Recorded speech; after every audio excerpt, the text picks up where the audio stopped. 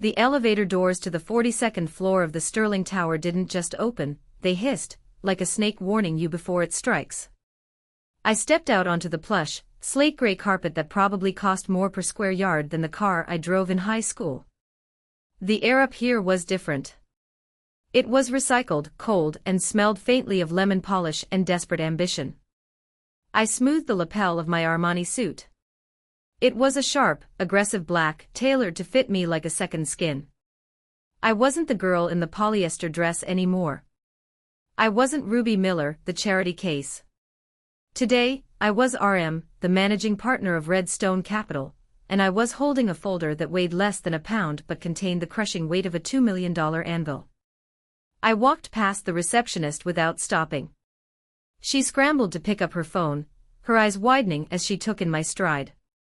Ma'am? Ma'am? You can't just go in there. Mr. Sterling is in a crisis meeting. I know, I said, my voice calm, barely raising above a conversational volume. I'm the crisis. I didn't wait for her to buzz me in. I pushed open the double mahogany doors to the main conference room. The heavy wood swung inward with a satisfying thud against the stoppers. The room fell silent instantly. It was a scene I had visualized every night for the last 10 years. Around the long glass table sat 12 men and women in various states of panic. Papers were strewn everywhere. Coffee cups were half empty. And at the head of the table, looking older, grayer, but still wearing that sneer of permanent dissatisfaction, was Arthur Sterling. My stepfather. He looked up, annoyance flashing across his face before recognition set in. It took a moment. It had been 8 years since he'd seen me, and the last time we spoke, I was soaking wet, shivering, and carrying a garbage bag full of clothes. Now, I stood tall, my heels clicking rhythmically on the hardwood perimeter of the room, as I approached the empty chair at the opposite end of the table. Ruby? Arthur blinked, his brow furrowing. He didn't look scared yet. He just looked confused and then, inevitably, condescending. He leaned back in his leather executive chair, letting out a short, sharp laugh that sounded more like a bark. What on earth are you doing here? Did you get lost looking for the service elevator? A few of the junior executives chuckled nervously, taking their cue from the boss. They didn't know who I was, but they knew Arthur liked an audience. I didn't smile. I didn't frown. I placed my leather briefcase on the table. The click of the latches echoed in the silence. I'm here for the meeting, Arthur, I said. He rolled his eyes, turning to the man on his right, Silas Vance, his CFO. Silas, get security. My stepdaughter seems to have run out of money again and thinks interrupting a board meeting is the way to ask for a handout. Unbelievable. He looked back at me, his lip curling. Go see my assistant, Ruby. If you wait quietly, maybe I'll write you a check for groceries later. But get out. We are waiting for a major investor. I know, I repeated. Redstone Capital. Arthur paused. Yes. We are waiting for the representative from Redstone. Not you. I am Redstone, I said. The silence that followed was heavy, thick enough to choke on. Arthur stared at me. He looked at my suit, the cut, the fabric. He looked at the Patek Philippe watch on my wrist. He looked at the way I held myself, not shrinking, not apologizing. You? He scoffed, shaking his head as if shaking off a fly. Don't be ridiculous. You're a farm girl, Ruby. You probably cleaned the offices at Redstone and stole a business card. This is serious business. We are talking about millions of dollars. Real money. Not whatever loose change you scraped together from waitressing. He stood up, slamming his hand on the table. I don't have time for your delusions. Get out before I have you dragged out. You still smell like the farm, Ruby. You can wear a fancy suit, but we all know who you are. There it was. The trigger. You still smell like the farm. My heart hammered against my ribs, not from fear, but from the sheer adrenaline of the moment. I had waited so long for this. I reached into my briefcase and pulled out a single, thick document bound in blue plastic. I slid it down the length of the glass table. It spun perfectly, coming to a stop right in front of him. "That," I said, my voice dropping an octave, "is the acquisition proposal you begged for last week. And inside, you'll find the deed to the debt you defaulted on this morning." Arthur looked at the folder, then at me. His face went from red to a pale, sickly ash. "Sit down, Arthur," I commanded. "We have a lot to talk about. Specifically, about how you're going to pay me back for every single thing you stole." He didn't sit. He froze. And in his eyes, for the first time in my life, I saw it. Fear. Pure, unadulterated fear. To understand why seeing the blood drain from Arthur's face gave me such a profound sense of satisfaction, you have to go back. You have to understand that hate isn't something that happens overnight. It's built, brick by brick, insult by insult. It started 15 years ago. I was 17. My mother, Connie, was a gentle woman. Too gentle for this world, and certainly too gentle for a man like Arthur Sterling. My father had died of a heart attack when I was 12, leaving us with a struggling farm in Nebraska, and a hole in our hearts that nothing could fill. Mom tried to keep the farm going, but the debts piled up. Then she met Arthur at an agricultural equipment convention. He wasn't a farmer, he was a consultant. He wore Italian loafers in a room full of work boots. He charmed her. He told her she was too beautiful to be working her fingers to the bone in the dirt. He promised to take care of us. 6 months later, they were getting married in the backyard of his sprawling estate outside of Lincoln. I remember standing in front of the mirror in the guest room that morning. I was wearing a dress I had bought from a thrift store. It was a soft, pale yellow sundress. It wasn't expensive, but I had washed it 3 times and ironed it until it was crisp. I felt pretty.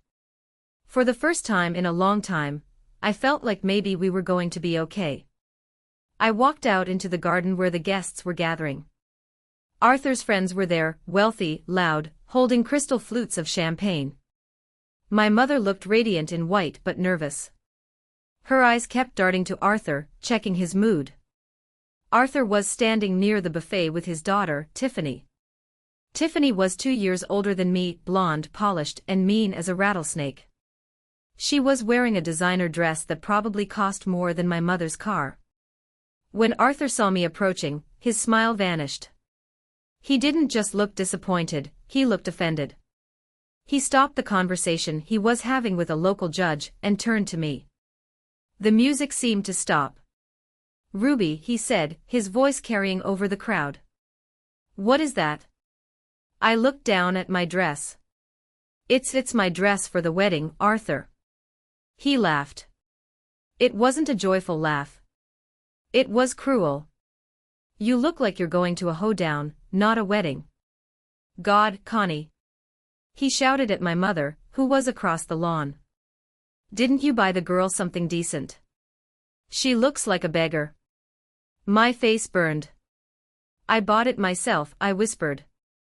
"We can tell," Tiffany chimed in, swirling her red wine. "It smells like, what is that?" "Manure." "Mothballs." "It's poverty," Arthur declared, raising his glass as if making a toast. "The country girl who smells like poverty is back. No matter how much soap you use, Ruby, you just can't scrub the failure off, can you?" The guests laughed. Not all of them, but enough. The sound was like physical blows. I looked at my mother. She bit her lip, looking down at her bouquet. She didn't say a word. She couldn't. She was terrified of him already, and the ring wasn't even on her finger yet.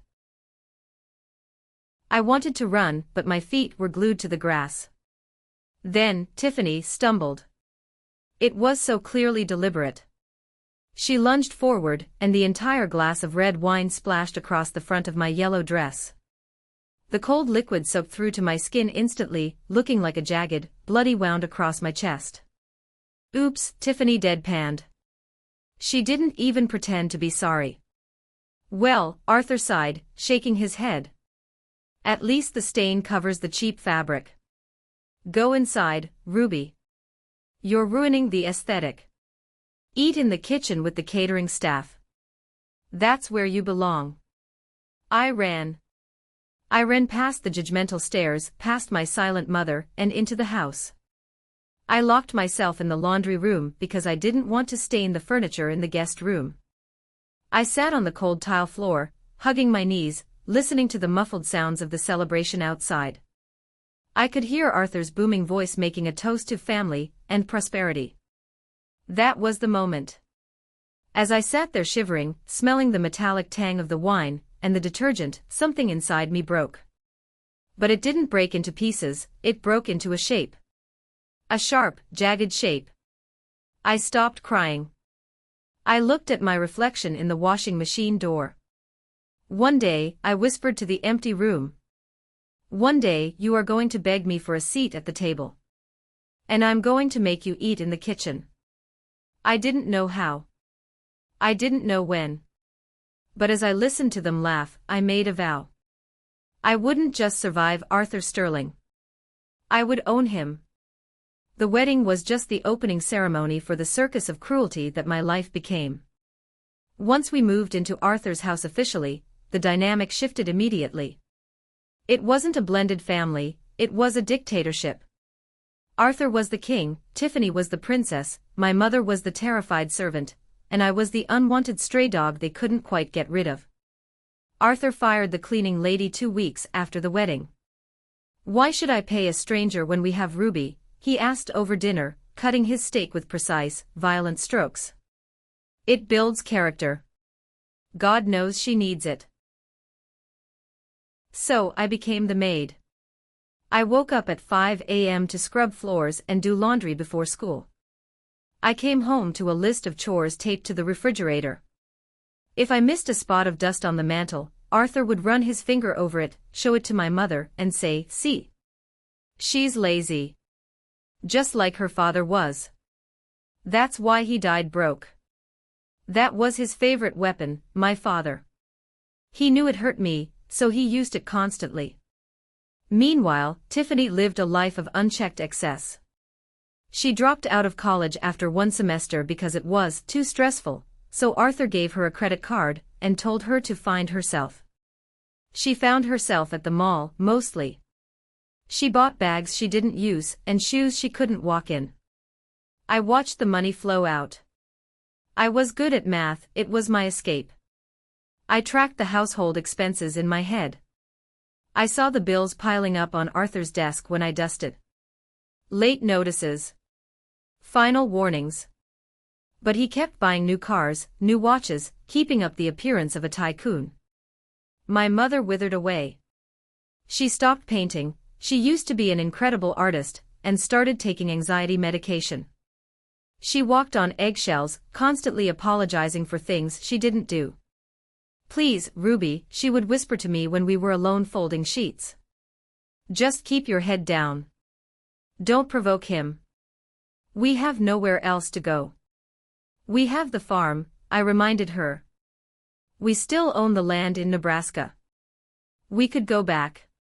She would just shake her head, her eyes filling with tears. "It's complicated, honey." I didn't know how complicated until my sophomore year of college.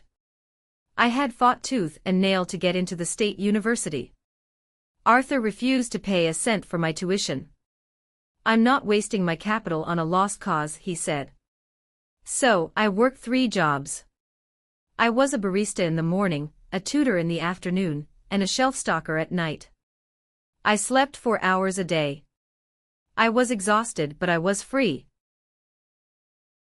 Then, the letter came. It was forwarded from our old address in Nebraska.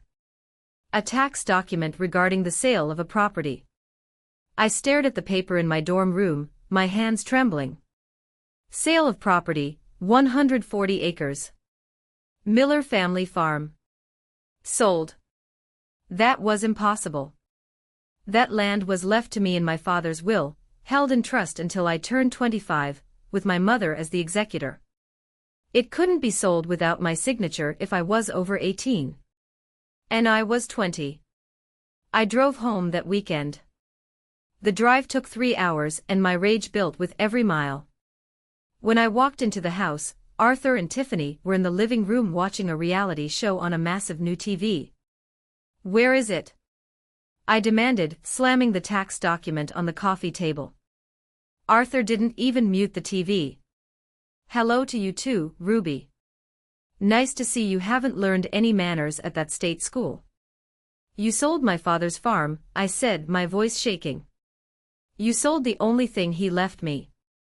"I liquidated an asset," Arthur corrected, sounding bored. "We needed to diversify the portfolio.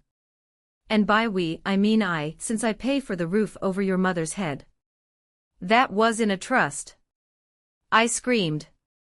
"You couldn't sell it. You needed my signature." Arthur finally looked at me.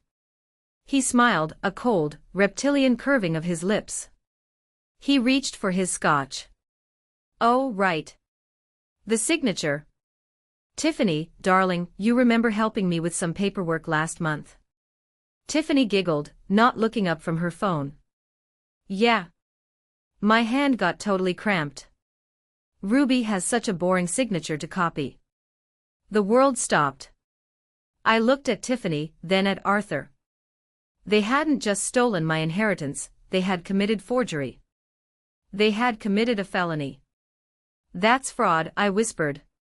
"I'm going to the police." Arthur laughed. He stood up, towering over me. "Go ahead. Call them. Who do you think they'll believe? A respected businessman and pillar of the community, or a hysterical, estranged stepdaughter with a grudge? And besides..." He leaned in close, his breath smelling of expensive alcohol and rot. "If you go to the police, I'll divorce your mother. I'll kick her out on the street with nothing. No alimony, no house, no car. She's too old and too weak to survive on her own, Ruby. You know that." He was holding my mother hostage. I looked at the stairs. My mother was standing there, clutching the railing. She had heard everything. She looked pale, ghostly. She didn't say a word. She just looked at me with pleading, terrified eyes. "Please," her eyes said. "Don't destroy me." The injustice of it felt like physical pressure in my chest, expanding until I thought my ribs would snap. He had stolen $180,000, my father's legacy, and used it to buy a new TV and fund Tiffany's shopping addiction.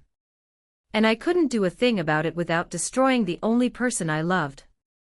I picked up the tax document. I folded it neatly. "Okay," I said. Arthur smirked. "Smart girl. Now get out of my light. You're blocking the screen." I walked out of the living room. I didn't go to my room. I went to the kitchen, grabbed a glass of water, and drank it. I felt a strange calm settling over me. It was the calm of a soldier who realizes the peace talks are over. The war had begun. That night, the rain came down in sheets, hammering against the roof of the Victorian mansion like gravel. The atmosphere inside was suffocating. I had packed my bag, just the essentials. My laptop, my textbooks, the few clothes I had bought with my own money. I went to the kitchen to say goodbye to my mother. She was sitting at the island, staring into a cup of herbal tea. Her hands were shaking. "Ruby," she whispered when she saw me. "I'm so sorry. I didn't know. I mean, I knew he sold it, but I didn't know about the signature."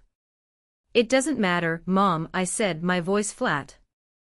I surprised myself with how steady I sounded. "It's money. I can make money." "He's a monster," she sobbed quietly. "But I can't leave. The prenup, the debts, he has everything in his name." "I know," I said. I hugged her. She felt frail, like a bird with hollow bones. Listen to me. You stay alive. You survive. Do whatever you have to do to stay safe. I'm going to fix this. How? She asked, wiping her eyes. I don't know yet. But I will. Just then, Arthur walked in. He was wearing his silk robe, holding an empty glass. Leaving so soon? He asked, spotting my bag. Good. Saves me the trouble of changing the locks. He walked over to the fridge, ignoring my mother's tears. By the way, Ruby. Since you're technically an adult and no longer a dependent, and since you've been so ungrateful about my financial management, don't expect any help. Ever. If you end up on the street, don't come crying to this door. I don't run a shelter for failures. I looked at him. Really looked at him. I saw the broken veins in his nose. I saw the insecurity masked by arrogance. I saw a man who wasn't actually rich, but was desperately juggling debts to appear rich. A man who stole from a child to pay for a country club membership. Something inside me snapped. But it wasn't a loud snap. It was the sound of a lock clicking into place. The crying girl died in that kitchen. The victim died. The Ruby who wanted a daddy, who wanted approval, who wanted to be loved, she was gone. In her place was something cold. Something mathematical. Arthur, I said. He turned, surprised by my tone. I wasn't shouting. I wasn't crying. I was speaking with the authority of a judge passing a sentence. You didn't steal that money, I said. He raised an eyebrow. Excuse me. You borrowed it, I continued. I'm choosing to view it as a loan. An unauthorized, high-risk loan. He laughed, pouring milk into his glass. You're delusional. And like any high-risk loan, I said, picking up my bag, the interest rates will be astronomical. I'm going to calculate the interest in your dignity. I'm going to collect it in your reputation. And when I finally call in the debt, Arthur, I'm going to take everything. He stepped closer, his face darkening. Get out of my house before I throw you through the window. I'm leaving, I said. I opened the back door. The wind howled, spraying rain into the warm kitchen. I looked back one last time. Keep the receipt for the farm, Arthur. You're going to need it for the audit. I stepped out into the storm. The door slammed shut behind me, the lock clicking instantly. I walked to my beat-up Honda Civic parked in the driveway. I was soaked to the bone in seconds. I sat in the driver's seat, water dripping from my hair onto the steering wheel. I didn't turn the key immediately. I sat there in the dark, watching the lights of the house, the warm, golden glow where my mother was trapped and my tormentors were comfortable. I pulled a small notebook out of my pocket. It was a cheap spiral notepad. On the first page, I wrote the date. Then I wrote, principal, $180,000. Interest, everything he owns. I started the car. The engine sputtered, then roared to life. I backed out of the driveway and didn't look in the rearview mirror. I drove straight to the university library. It was open 24 hours during finals week. I didn't study for my English Lit exam. I went to the economics section. I pulled down every book I could find on corporate law, bankruptcy, and hostile takeovers. I didn't sleep that night. I read. I devoured information like a starving wolf. I learned about piercing the corporate veil. I learned about fiduciary duty. I learned how rich men hide their money, and more importantly, how they lose it. Arthur thought he had crushed me. He thought he had sent a scared little girl out into the rain. He was wrong. He had just sent a shark into the ocean. The next 10 years were a blur of caffeine, fluorescent lights, and ruthless ambition. I moved to New York City with 2 suitcases and a degree in finance that I had finished a year early. I started at the bottom, an analyst at a mid-sized investment firm. I was the first one in the office at 6 a.m., and the last one to leave at midnight. I didn't date. I didn't go to parties. I didn't have hobbies. My hobby was accumulation. Accumulation of knowledge, of connections, and of capital. While Tiffany was posting photos of her vacations in Bali, paid for by Arthur, no doubt, I was eating instant noodles and putting 80% of my salary into high-yield aggressive stocks. I became known in the office as the machine. I had a knack for finding the weak spots in companies. I could look at a balance sheet and tell you within 5 minutes if the CEO was lying, if they were over-leveraged, or if they were ripe for a takeover. My promotion came fast. Junior associate. Senior associate. Vice president. By 28, I was making mid-six figures. But it wasn't enough. I needed fuck you money. I needed buy your company and fire you money. So I started my own boutique firm, Redstone Capital. The name was a subtle nod to my own name, Ruby. But it was also a promise. A stone is hard. It endures. It breaks glass. My first few years were lean. I took risks. I bet on distressed assets, companies that were failing but had good bones. I bought them, stripped out the dead weight, usually incompetent management, and sold them for a profit. I was brutal, yes. But I was fair. I never fired the workers, I fired the bosses who were driving the company into the ground. And all the while, I kept a dossier on Arthur Sterling. I hired a private investigator to keep tabs on Sterling and Associates, Arthur's consulting firm back in Nebraska. The reports I got were fascinating.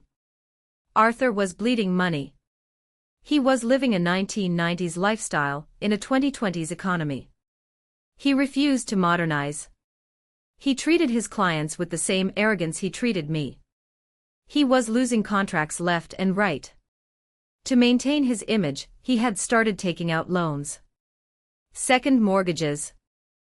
Business lines of credit. He was robbing Peter to pay Paul, and Paul was getting impatient. One rainy Tuesday in November, my investigator sent me a file marked urgent. I opened it in my corner office overlooking Manhattan. Arthur's CFO, a man named Silas Vance, had been trying to resign. Arthur was refusing to let him go, threatening to sue him for breach of non-compete clauses. Silas was trapped. I knew Silas. Not personally, but I remembered him from the few times he visited the house when I was a teenager. He was a quiet, decent man who always looked uncomfortable around Arthur's bullying. I picked up the phone. Get me a secure line to Silas Vance, I told my assistant. Tell him it's about a lifeline. When Silas answered, he sounded tired. Who is this? Someone who knows Arthur is cooking the books, Silas, I said. Someone who knows he's using the employee pension fund to pay for his Audi. Silence on the other end. Then, a whispered, Ruby. Hello, Silas. I hear you want out. He'll ruin me, Silas said, his voice trembling. He has dirt on everyone. He forces me to sign off on things. I can protect you, I said. But I need access. I need to see the real numbers. Not the ones he shows the bank. The real ones. Why? Because I'm going to buy his debt, I said. And I'm going to need a man on the inside to open the door when I come knocking. It took 3 calls to convince him. But eventually, Silas agreed. He sent me the encrypted files. It was worse than I thought. It was beautiful. Arthur was technically insolvent. He owed $2.5 million to various creditors.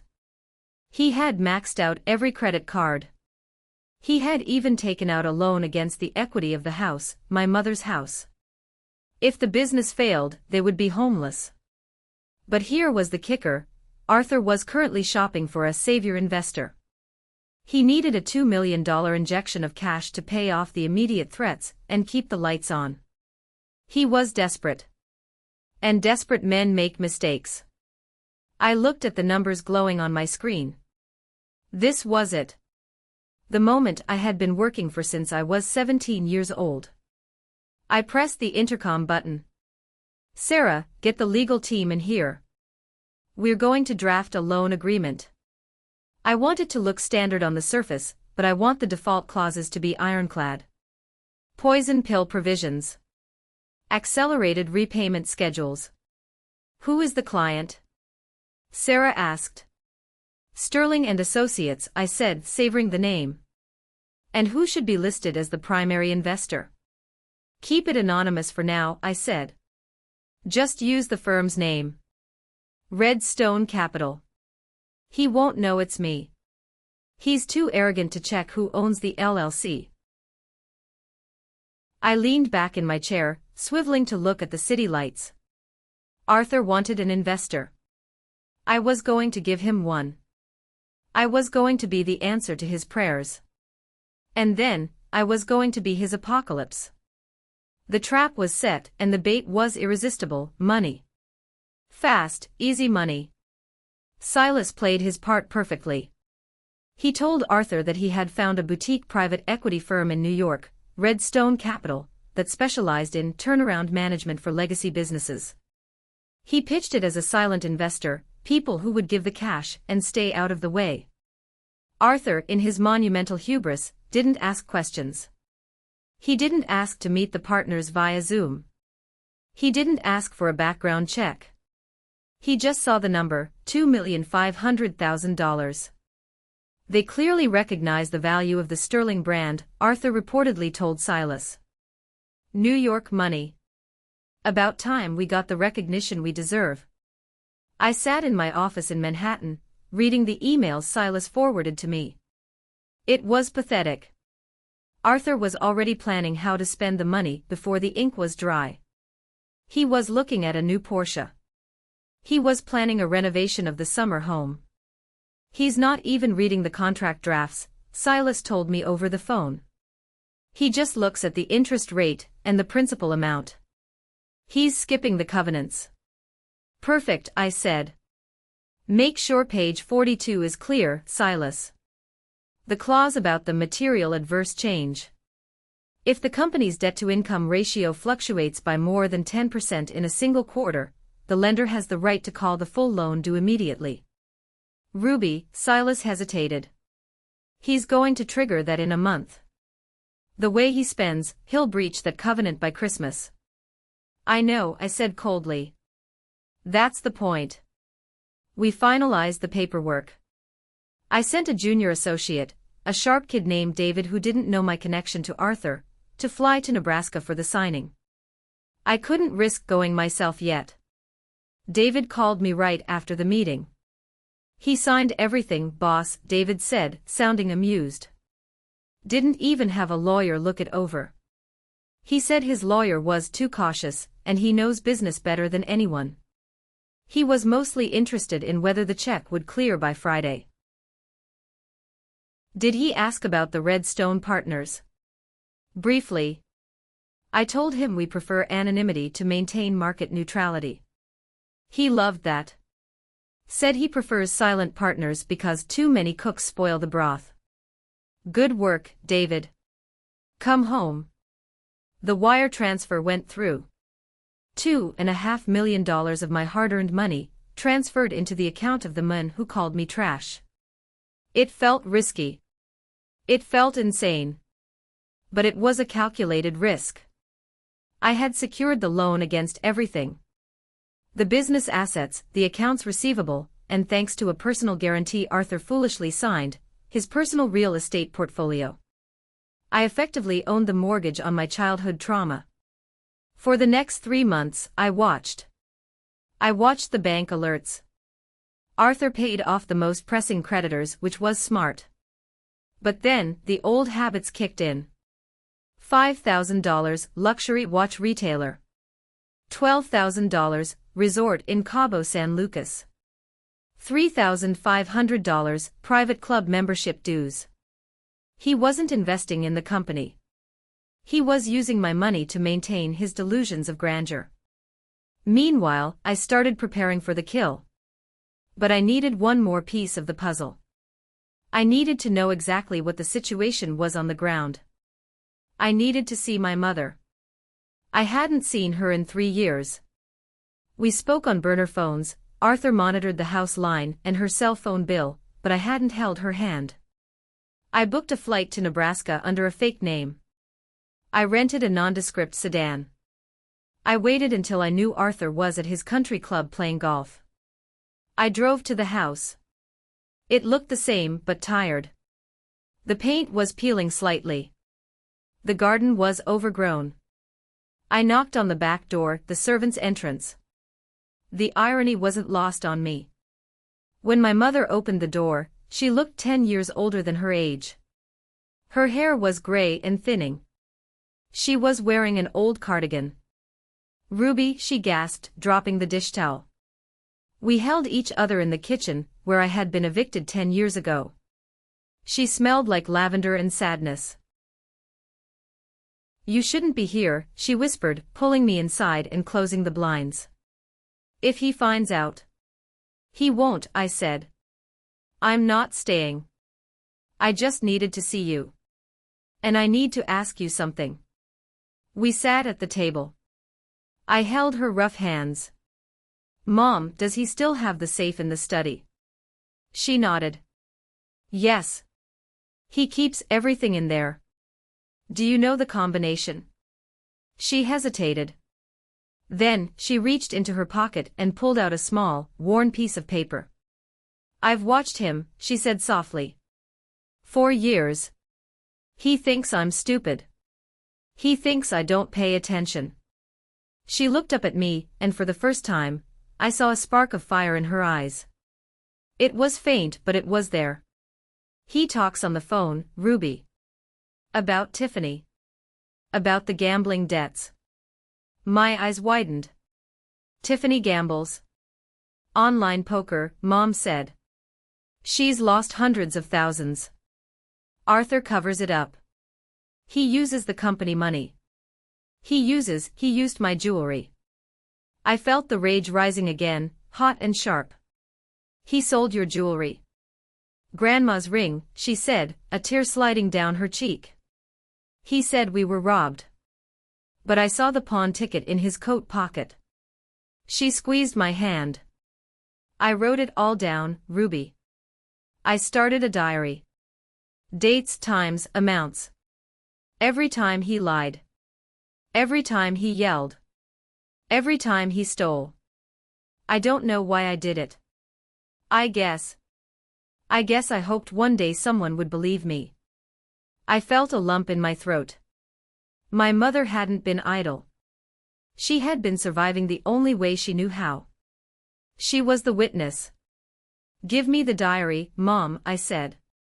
She went to the pantry, moved a loose floorboard behind the sack of potatoes, and pulled out a black composition notebook. She handed it to me like it was a holy relic. "This is the evidence," I said, flipping through pages of meticulous handwriting. "This is the nail in his coffin." "Are you going to stop him?" she asked, her voice trembling with hope. I put the notebook in my purse. I kissed her forehead. "Mom," I said. "I'm not just going to stop him. I'm going to bury him." Driving away from that house with the diary in the passenger seat felt like carrying a bomb. I pulled over at a rest stop to read it. I needed to know the full extent of the rot before I initiated the takeover. The sun was setting over the cornfields, casting long, bloody shadows across the dashboard. I opened the notebook. June 12th, Tiffany called screaming. She owes $40,000 to a site based in Malta. Arthur screamed back, then transferred the payroll money to cover it. He told the employees there was a banking glitch and checks would be late. August 3rd, Arthur came home drunk. He pushed me when I asked about the electric bill. He said I was a leech. He said Ruby was a mistake. September 15th, he met with a lawyer about asset protection. He's trying to hide the house ownership in a shell company so if he goes bankrupt, they can't take it. He forged my signature on the transfer deed. I slammed the book shut. My hands were shaking so hard I couldn't grip the steering wheel. He had forged her signature again. Just like he did with my farm. It was his signature move. But this time, he had made a fatal error. By transferring the house into a shell company, he had unknowingly moved it out of the protection of marital assets. And if that shell company was listed as a guarantor on the Redstone loan, which Silas had ensured it was, then the house was fair game for immediate seizure. He had tried to hide the house from the bank, and in doing so, he had served it to me on a silver platter. I called Silas. "It's time," I said. "Are you sure?" Silas asked. "The quarterly report isn't due for another week." "I don't care. Accelerate the audit. Trigger the clause. Send the notice of default tomorrow morning." "He's going to panic, Ruby. He might do something rash." "Let him," I said. "I want him panicked. I want him sweating. Schedule an emergency board meeting for Friday. Tell him the lead investor is coming personally to discuss restructuring options." "He thinks that means you're going to give him more money," Silas warned. "Let him think that," I said. "I want to see the look on his face when he realizes the restructuring involves removing his head from the company." I flew back to New York that night. I spent the next 2 days with my legal team, finalizing the foreclosure documents. We prepared the lawyer letters, the filings for the custody of the assets, and the formal removal of the CEO. I bought a new suit for the meeting. Black. Sharp. Funeral attire. Friday morning arrived. I flew private this time. Not because I was flashy, but because I needed to bring my team, 2 lawyers, a forensic accountant, and a security detail. We landed in Lincoln at 8 a.m. We took a convoy of black SUVs to the Sterling Tower. My phone buzzed. It was a text from Silas. "He's in the boardroom. He's yelling at the staff. He told Tiffany to come so she could meet the rich investor and maybe charm him." I laughed out loud. Tiffany. Of course. She was part of the package deal of misery. "Ready, Ms. Miller?" my lead attorney asked. "More than ready," I said. We walked into the building. And that brings us back to where we started. The elevator ride. The heavy doors. The look on Arthur's face. The room was still silent. Arthur was staring at the folder I had slid across the table. "Sit down, Arthur," I repeated. He didn't sit. He turned purple. The shock was wearing off, replaced by that familiar, blistering rage. He couldn't process the reality in front of him. In his mind, I was still the girl in the yellow dress covered in wine. I couldn't possibly be the predator at his door. "Is this a joke?" he spat. "Is this some kind of sick prank? You hired these people. Did you spend your little savings on actors to come in here and embarrass me?" He looked at my lawyers. "Who are you? Get out of my office before I call the police." My lead attorney, a man named Marcus who looked like he ate nails for breakfast, stepped forward. "Mr. Sterling, I represent Redstone Capital. And as of 9 a.m. this morning, per the terms of your loan agreement, you are in default. Ms. Miller here is the majority stakeholder of the debt. Effectively, this is her office now." "Bullshit!" Arthur screamed. He grabbed the folder and threw it against the wall. Papers scattered everywhere. "You can't own my debt. I signed with Redstone, not some ungrateful stepchild. Redstone is my company, Arthur," I said, my voice cutting through his shouting. "Ruby. Redstone. Get it?" He froze. His eyes darted around the room, looking for an ally. He looked at the board members.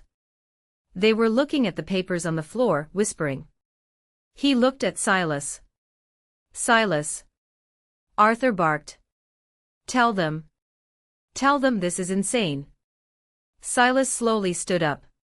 He adjusted his glasses. He didn't look at Arthur. He looked at me. Actually, Mr. Sterling, Silas said, his voice steady for the first time in years. The paperwork is in order. I've reviewed the covenants. You breached the debt-to-income ratio 3 weeks ago. You also used company funds for unauthorized personal expenses, specifically $40,000 to an offshore gambling site and $12,000 to a resort. That constitutes fraud and immediate default. Arthur looked at Silas as if he had pulled a knife. You traitor. I made you. You bullied me, Silas corrected. Arthur turned back to me. He realized the legal ground was crumbling, so he switched tactics. He went for the emotional manipulation. The family card. His face softened. He put on a look of pained disappointment. It was a performance I had seen 1,000 times. Ruby, he said, lowering his voice to a paternal tone. Ruby, look at what you're doing. This is family business. We have our differences, sure. I was hard on you. I admit it. But I was trying to toughen you up. And look. He gestured to my suit. It worked. You're successful. I made you who you are. I felt bile rise in my throat. You didn't make me. You tried to break me. We can work this out, he said, walking around the table toward me. We don't need lawyers. We're family. Think of your mother. Think of Connie. If you destroy this company, you destroy her. Do you want to hurt your mother, Ruby? He smiled. A nasty, triumphant little smile. He thought he still had the hostage. I'm still her husband, he hissed, low enough so only I could hear. I still control her medical insurance. Her home. You push me, and I'll make her life a living hell. I'll kick her out tonight. I looked him dead in the eye. I didn't blink. You really haven't read the file, have you? I asked. I don't need to read garbage, he sneered. If you had, I said, leaning in, you would see that the default clause triggers an immediate seizure of collateral. And the collateral listed includes the shell company, Sterling Holdings LLC. I paused for effect.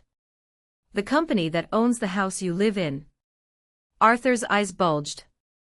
I don't just own the company, Arthur, I whispered. As of this morning, I own the house. I own the car in the parking lot. I own the chair you're standing next to. You can't kick Mom out. Because it's not your house anymore. It's mine. The door to the conference room opened again. A woman walked in. She was wearing high heels and a dress that was too short for a business meeting. She had a designer bag on her arm and looked annoyed. Daddy? Tiffany's voice echoed in the tense room. Why is security acting so weird downstairs? And why is she here? She pointed a manicured finger at me. Arthur looked at his daughter. Then he looked at me. He looked like a man standing on a trapdoor that had just swung open. Perfect timing, I said, turning to the projector screen at the front of the room. Please take a seat, Tiffany. You're going to want to see this presentation. It's called Where the Money Went. I picked up the remote control. Silas, dim the lights. The room went dark. The screen flared to life. And the first slide wasn't a spreadsheet. It was a photo. A photo of Tiffany holding a fan of cash at a poker table, time-stamped with the exact date and time Arthur had claimed the company couldn't make payroll. The hum of the projector fan was the only sound in the room. On the screen, the photo of Tiffany was immense. It was high definition, grainy enough to be candid but clear enough to be damning. She was holding a fan of $100 bills, her head thrown back in laughter, a stack of casino chips in front of her. The timestamp in the corner read, October 14th, 2:15 a.m. That was the day, I said, my voice cutting through the dark, that Arthur told the staff he couldn't make payroll because of a banking error in the international transfer system. He sent 50 employees home without checks. Some of them couldn't pay rent. Meanwhile, Tiffany was in Malta, betting the company's operating capital on a flush. Tiffany stood up, her face a mask of indignation. This is fake. This is AI. Daddy, tell them. She made this up. Sit down, Tiffany, one of the board members said. It was George, the oldest member of the board, a man who had tolerated Arthur for years. He wasn't looking at Tiffany. He was looking at the bank statement I had projected next to the photo. The transaction numbers matched perfectly. I didn't steal it. Tiffany shrieked, her voice cracking. It was a loan. Against my future inheritance. Your inheritance is gone, I said coldly. And so is the money. I clicked the remote. The slide changed. The atmosphere in the room shifted from shock to disgust. The next slide showed scanned receipts from a jewelry store in Chicago. Diamond tennis bracelet, $15,000. Recipient, Brenda Wallace. Arthur flinched as if he had been slapped. He looked at the door, then back at the screen. Brenda Wallace, I said. Your executive assistant, who hasn't been to the office in 4 years. You've been paying her a salary of $80,000 a year, plus bonuses, plus gifts. That's corporate embezzlement, Arthur. You're paying your mistress with shareholder money. She's a consultant. Arthur roared, slamming his hand on the table. She provides valuable insight. Does she? I asked. Because according to her emails, which were sent from a company server, and are therefore company property, her only insight is which hotel suite has the best champagne. I pressed a button on the intercom. Send her in. The heavy doors opened again. A woman walked in. She looked confused and terrified. It was Brenda. She wasn't the glamorous mistress from the receipts today. She was wearing sweatpants and a coat, looking like she had been dragged out of bed. Which she had, by the forensic auditors I had sent to her apartment with a subpoena an hour ago. Arthur. Brenda said, her voice trembling. These men, they said I was going to jail if I didn't come. They said you told them I stole the money. Arthur's face went white. He had tried to throw her under the bus to save himself when the auditors arrived, claiming she embezzled the funds without his knowledge. He didn't think I'd bring her here to confront him. You told them what? Brenda screamed, realization dawning on her. You told them I stole it. You lying snake. You said it was a gift. You said you owned the company. Brenda, shut up. Arthur yelled, panic finally cracking his voice. Don't say another word. No, let her speak, I said, stepping out of the shadows. Brenda, did Arthur tell you the company was solvent? He told me he was a millionaire. Brenda cried, tears streaming down her face. He borrowed $10,000 from me last week. He said his assets were frozen because of a merger. The room erupted. The board members were shouting over each other. Silas was handing out copies of the forensic audit to everyone. Tiffany was sobbing in her chair, realizing her credit cards were about to stop working forever. Arthur stood alone at the head of the table. He looked small. The giant of my childhood, the man who terrified my mother with a single glance, was shrinking before my eyes. He was just a thief in a cheap suit. But he wasn't done. Narcissists never go down without trying to burn the house down. He straightened his tie. He took a deep breath. He looked at the board members with a sudden, eerie calmness. Get out, he said. The room went quiet. I am the CEO of Sterling and Associates, Arthur said, his voice shaking with suppressed rage. I founded this company. I built this tower. You think a few receipts and a disgruntled stepdaughter can take me down? I fire you. All of you. You're fired. He pointed a shaking finger at me. And you. You're trespassing. I'm calling the police. I'm going to tell them you hacked our servers. I'm going to tell them you're blackmailing me. You'll be in prison by dinner time. He reached for the phone on the conference table. I didn't stop him. I watched him dial 3 digits. Police, he barked into the receiver. I have an intruder. I have a hostile situation at Sterling Tower. Send officers immediately. He slammed the phone down and looked at me with a triumphant sneer. You wanted a fight, Ruby. You got one. Let's see who the law protects. The owner of the building, or the trash that walked in off the street? I smiled. It was the first time I had smiled since I entered the room. You're right, Arthur, I said softly. The law protects property owners. That's exactly why I'm going to win. I walked over to the window, looking out at the sprawling city below. You called the police, I said, turning back to face him. Good. That saves me the trouble. Because the people waiting in the lobby aren't just your security guards.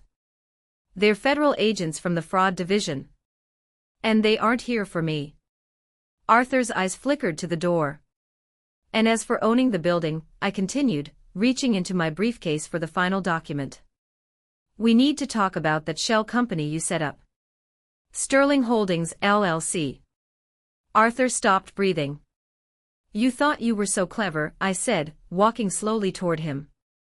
Hiding your personal assets, the house, the cars, this building, inside a shell company to protect them from bankruptcy. But you made a mistake, Arthur. A fatal, arrogant mistake. I slammed the final document onto the glass table. It cracked under the force. You used Sterling Holdings as the guarantor for the Redstone loan. You pledged everything to get that cash. And since you are now in default. I leaned in close, so close I could smell the fear radiating off him. I am Sterling Holdings now. The silence that followed was absolute. It was the silence of a guillotine blade hovering at the top of its track, just before it drops. Arthur looked at the document. He read the clause I had highlighted in neon yellow. Upon default, lender assumes immediate executive control and ownership of all collateralized assets held by guarantor. No, he whispered. No, you can't. The house, your mother. My mother is fine, I said. In fact, she's better than fine. She's the one who gave me the combination to your safe. She's the one who gave me the account numbers for the shell company. Arthur staggered back, clutching his chest. Connie? Connie did this. She didn't just do it, I said. She planned it. She's been documenting your fraud for 10 years, Arthur. Every time you forged her signature, she wrote it down. Every time you stole from the accounts, she kept the receipt. You thought she was weak. You thought she was stupid. But she was just waiting for the right weapon. And I am that weapon. Arthur slumped into his chair. The fight drained out of him. He looked at Tiffany, who was staring at him with horror, not because she loved him, but because she realized the money train had just derailed off a cliff. You own the house. Tiffany stammered. I own the house, I confirmed. I own the car you drove here. I own the phone in your hand. And as of this moment, I am enacting a lockout. You have 1 hour to vacate the premises. You can take personal items only. No electronics, no files, no company assets. Where am I supposed to go? Tiffany wailed. I hear the shelter on 4th Street has openings, I said. It builds character. Arthur looked up. His eyes were red, rimmed with moisture. For a second, I thought he might beg. I wanted him to beg. Why, he croaked. Why go to these lengths? You have money, Ruby. You're rich. Why destroy me? You could have just walked away. Walked away? I laughed, a harsh, jagged sound. Like you walked away when I was 16 and needed a winter coat. Like you walked away when you sold my father's farm and laughed in my face. You didn't just steal my money, Arthur. You stole my history. You called me trash. You said I smelled like poverty. I leaned over the table, my face inches from his. Take a deep breath, Arthur. What does it smell like now? He stared at me, trembling. It smells like foreclosure, I whispered. It smells like justice. The elevator doors pinged. Heavy footsteps echoed in the hallway. 4 officers in uniform, accompanied by 2 detectives in suits, walked into the boardroom. They didn't look at me. They looked straight at Arthur. Arthur Sterling, the lead detective asked. Arthur didn't answer. He couldn't. You are under arrest for securities fraud, embezzlement, and grand larceny, the detective said, pulling a pair of handcuffs from his belt. Turn around and place your hands behind your back. Arthur stood up slowly. He looked like a zombie. He held his hands out, not behind his back but towards me. Ruby, he pleaded. Ruby, please. I'm an old man. Prison, it will kill me. I'll sign everything over. I'll leave the state. Just tell them it was a misunderstanding. Please. I was your father. You were never my father, I said, my voice steady. My father was a man who worked the earth and loved his family. You are just a parasite. I turned my back on him. Officer, I said to the detective. Take him away. He's trespassing on my property.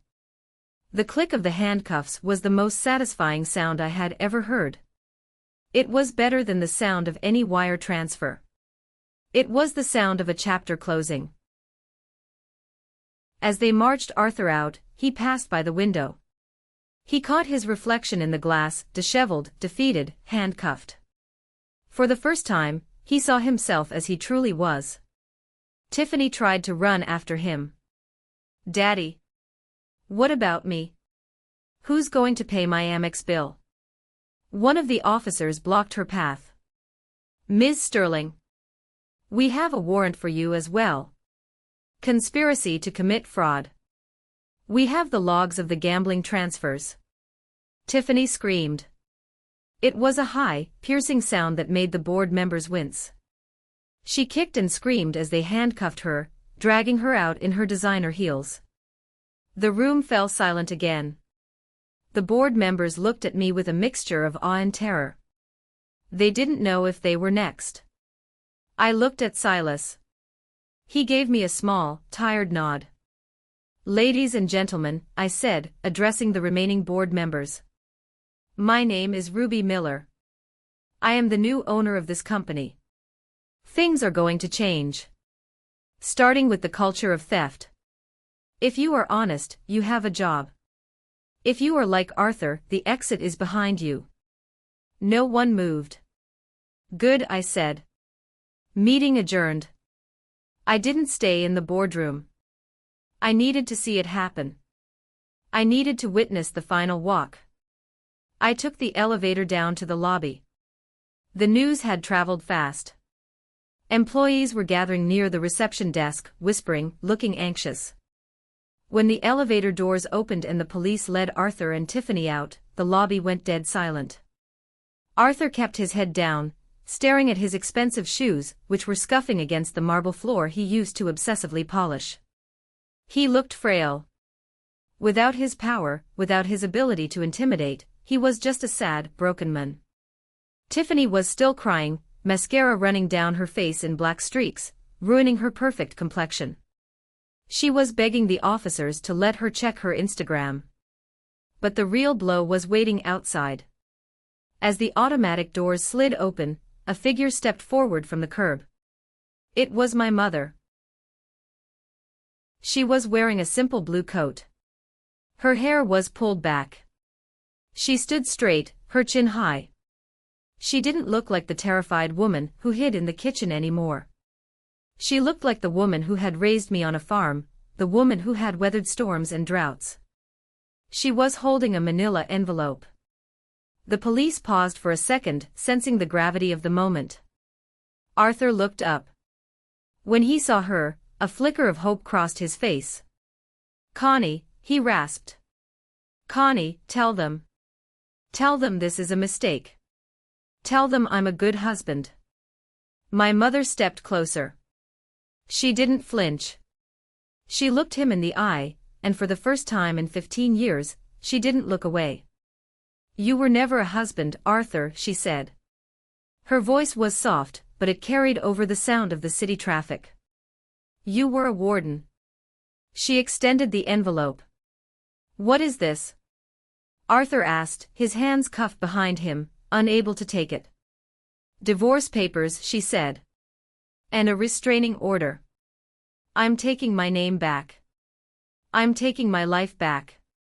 She tucked the envelope under his arm, between his elbow and his ribs. It was a gesture of supreme dismissal. Connie, you can't. Arthur shouted as the police shoved him toward the cruiser. You're nothing without me. You'll starve. I have a daughter, she said, looking past him to where I stood in the doorway. And she raised me to be strong. Arthur was shoved into the back of the police car. He pressed his face against the window, screaming silent words that no one cared to hear. Tiffany was placed in the second car. As the sirens wailed and the lights flashed, painting the gray street in bursts of red and blue, I walked out to meet my mother. The employees inside the building started to clap. It started with the receptionist, the one Arthur had yelled at earlier. Then the security guard joined in. Then the junior analysts. Soon, the entire lobby was applauding. They weren't clapping for me, they were clapping for the end of the tyranny. I reached my mother. She was trembling now, the adrenaline wearing off. Did I do okay? She asked, her voice small. You were perfect, Mom, I said. You were absolutely perfect. I hugged her right there on the sidewalk, in front of the building we now owned. I held her tight, feeling the years of fear melting away from her shoulders. It's over, I whispered into her hair. He can never hurt us again. We stood there for a long time, ignoring the staring pedestrians. I looked up at the sky. It was a crisp, clear blue. It reminded me of the sky over Nebraska. What do we do now? Mom asked, pulling back and wiping her eyes. Now? I smiled. Now we go get some lunch. And then, we go shopping. But not for clothes. For what? For a tractor, I said. I think it's time we went home. The legal proceedings that followed over the next few weeks were swift and brutal. With the evidence from the diary and the forensic audit, Arthur's lawyer advised him to plead guilty to avoid a 20-year sentence. He took the plea. 10 years in federal prison for fraud and embezzlement. Tiffany was given probation and community service, largely because she testified against her father to save her own skin. The last I heard, she was working as a hostess at a chain restaurant in Omaha, living in a studio apartment. She had to sell her bags to pay her rent. As for the house, the Sterling estate, I sold it. I didn't want it. It held too many ghosts. I sold it to a young family with 3 kids and a golden retriever. I hoped they would fill the walls with laughter instead of silence. With the proceeds from the house and the liquidation of Arthur's luxury assets, I paid off the legitimate creditors of his company. I kept the business running, installed Silas as the CEO, and renamed it. It was now a profitable, ethical consultancy firm. But my heart wasn't in the boardroom anymore. My heart was somewhere else. 6 months later. The air in Nebraska smells different than anywhere else in the world. It smells of damp earth, drying corn, and possibility. I sat on the porch of the farmhouse. Our farmhouse. It had taken some negotiating, but I bought back the 140 acres Arthur had stolen. The soil was a bit neglected, but it was resting. It was ready to be worked again. I watched my mother in the garden. She was wearing muddy boots and a sun hat, painting on a canvas set up on an easel. She was painting the sunset.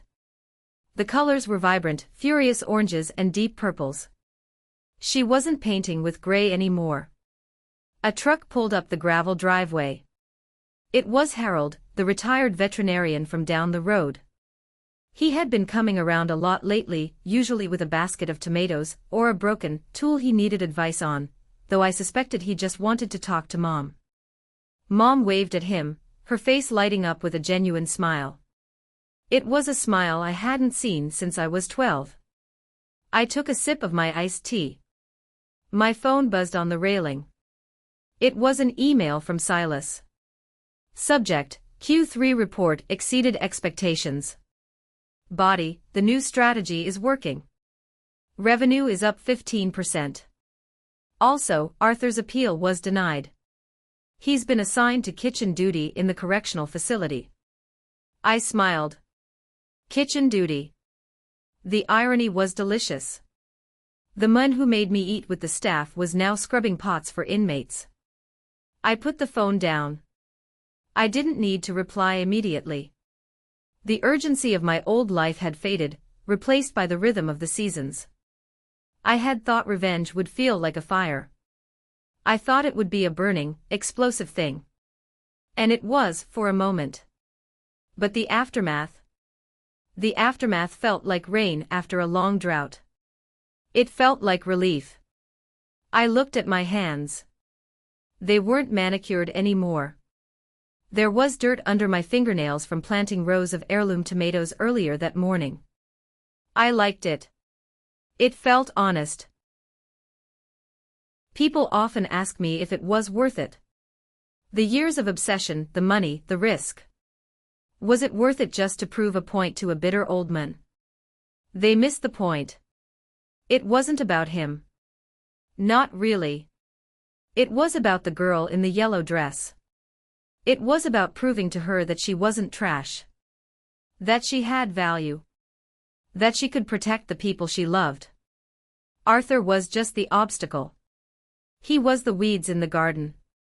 And you don't hate the weeds, you just pull them out so the flowers can grow. I walked off the porch and into the grass. The sun was dipping below the horizon, setting the fields on fire with golden light. I thought about the young women out there who might be reading this. Maybe you're stuck in a house that doesn't feel like home. Maybe someone has told you that you aren't enough, that you don't belong, that you smell like poverty or failure. Listen to me. They are lying. They are lying because they are afraid of your potential. They are afraid of what you will become when you realize your own strength. Use their doubt as fuel. Keep your receipts. Sharpen your mind. And never, ever let them see you bleed. Because one day the tables will turn. The wheel always turns. And when it does, make sure you are the one holding the deed. Mom called out to me, laughing at something Harold said. I walked towards them, leaving the phone, the emails, and the past on the porch. I am Ruby Miller. I am the daughter of a farmer. And I am finally free. Thank you for listening to my story. Don't forget to check out the other videos on the channel for more stories of justice. Take care of yourselves.